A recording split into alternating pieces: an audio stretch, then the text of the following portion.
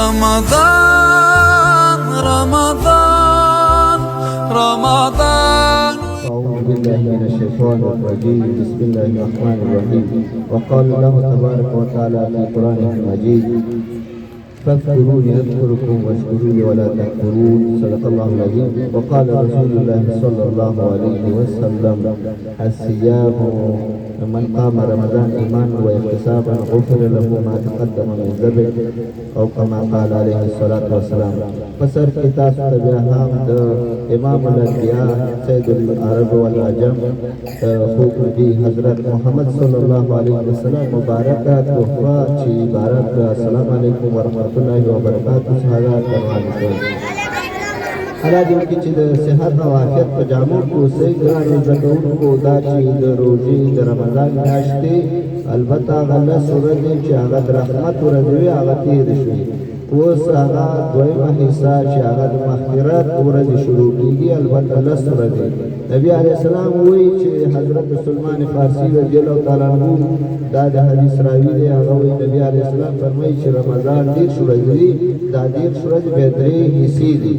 لس اول عشره یعنی عشره ربی کې لس ته وایي، دا لس چې دي دا د رحمت ورځې دي، د رحمت ورځې تېرې شولې. ورپسې د مغفرت ورځې دي، د مغفرت ورځې د مغفرت ورځ چې لس ورځې خلاص شي بیا د جهنم د اور نه د نجات ورځې دي. ګرانو زده کوونکو، موږ او تاسو الحمدلله چې مسلمانان یو او د الله جل جلاله د حکمونو لپاره باید خپله غاړه کېږدو. نو دا چې حدیث شریف کې ما ستاسو مخې ته وړاندې کړلو، صرف یو حدیث شریف هغه د روژې د فضایلو په باره کې وایي کوم مسلمان چې روژه نیولې وه دا به د قیامت په ورځې د 80 کال په اندازه د جهنم د اور نه الله پاک ته لرې ساتي. جهنم څه شی دی؟ جهنم ډېر خطرناک عذابونه دی، الله جل جلاله پیدا کړی. یو ورځ حضرت ابو هریره رضی الله تعالی عنه وایي چې موږ د نبي علیه السلام پاک ناست وو، یو خطرناک غړس شو چې ځمکه وخوځېدله. وایي نبي علیه السلام تفوس وکړو چې صحابه پوهېږي دا څه شی دی؟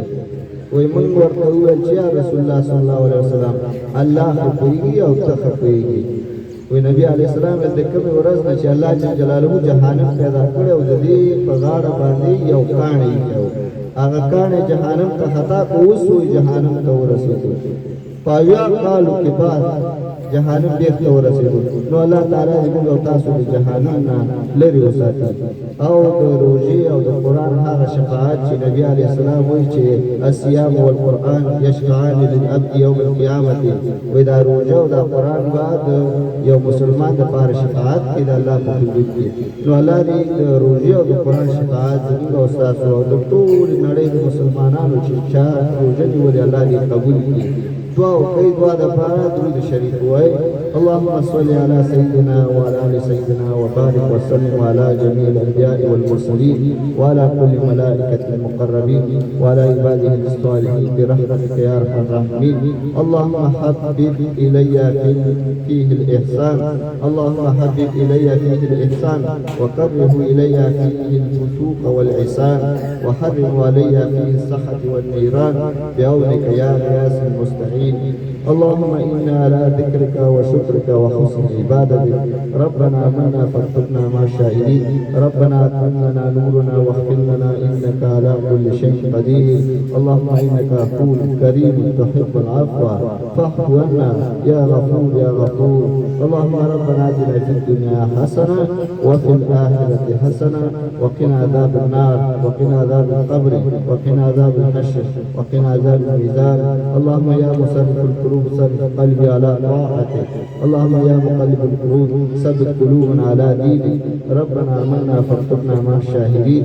وصلى الله تعالى على خير خلقه محمد وعلى آله وصحبه أجمعين.